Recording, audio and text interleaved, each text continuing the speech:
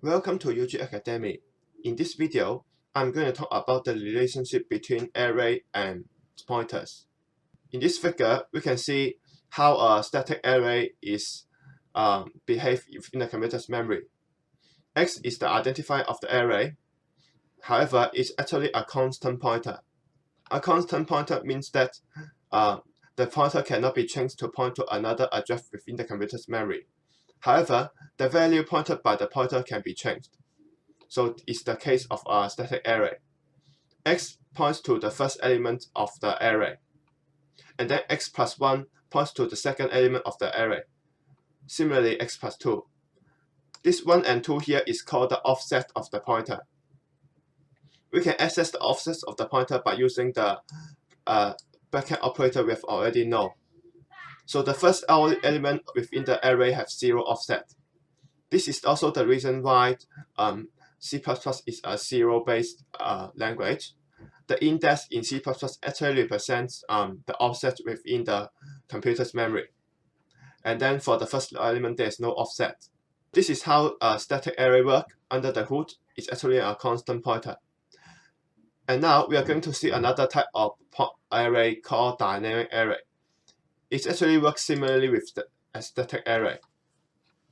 Okay, let's have a look at this. We have defined two arrays here, both integer array, x and y. X is defined in the form we have already known, and it's called a static array. And then y is defined as a pointer. And then we use the new operator here to allocate storage within the computer's memory. And then we allocate the space that are enough for storing 4 integer data. So now y becomes a dynamic array with size 4.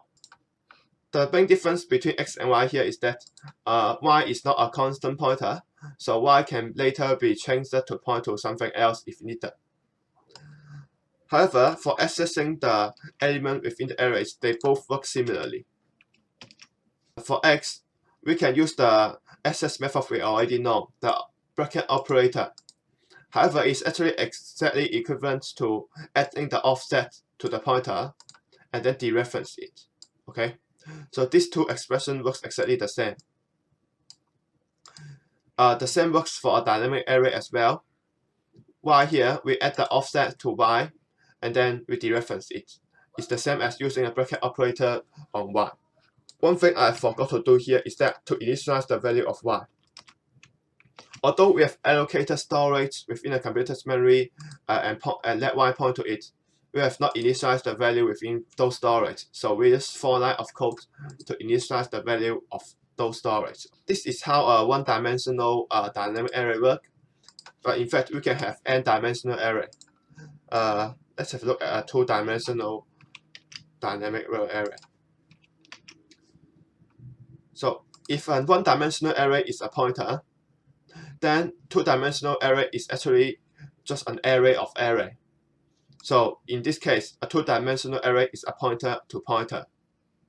Sum is a pointer to integer pointer. So we use 2 asterisks here to indicate that it's a pointer to pointer. And then we allocate storage for 4 integer pointer and let sum point to it. It's a pointer array here being pointed by sum. And then for each pointer within this pointer array, we are again going to allocate an integer storage of size 4 using this new operator, and then let the ith element of the sum array point to it.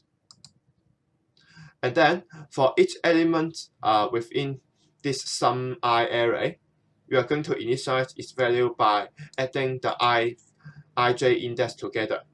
Okay, it may seem a little bit complicated, but the main concept is that if we are going to have a 2D array, we are going to have an array of array. And then if a 1D array is pointed, a 2D array is a pointers to pointers. Yeah, that's the core concept here.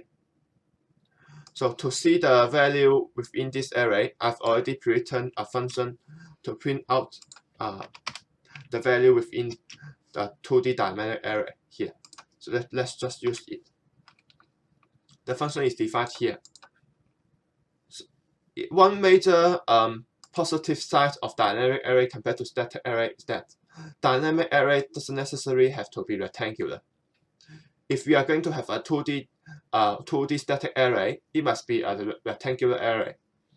However, as you can notice, we can actually put any value here. So a 2D array doesn't necessarily have to be rectangular. It can be triangular or other strange shape. However, for a practical use case, we usually initialize it as a rectangular array. So every row of this array are going to have the same length. I've already pre-compiled the program. So as you can see here, using the offset plus the reference operator works exactly the same as using the bracket operator. Okay. And then the value within this 2D array is correctly initialized. So that's all for today.